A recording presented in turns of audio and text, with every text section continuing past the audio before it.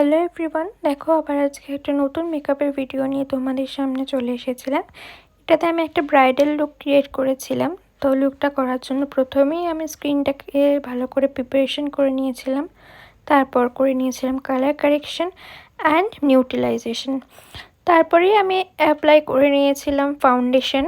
তো আমি শেড অনুযায়ী ফাউন্ডেশনটাকে প্রথমে প্রিপেয়ার করে নিয়েছিলাম ভালো করে। তারপরে আমি সেই ফাউন্ডেশনটা ভালো করে অ্যাপ্লাই করি, আর তারপরে অ্যাপ্লাই করে নিয়েছিলাম একটু কনসিলার আমার হাইলাইটিং এরিয়াগুলোকে হাইলাইট করার জন্য। তারপরে আমি ভালো করে পাউডার সেট করে নিয়ে চলে গিয়েছিলাম আই মেকআপের জন্য।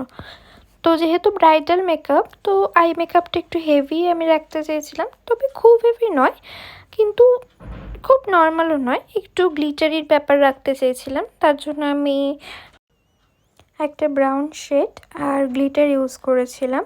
তো তোমরা দেখতেই পাচ্ছ আমি কিভাবে আই মেকআপটা করেছিলাম।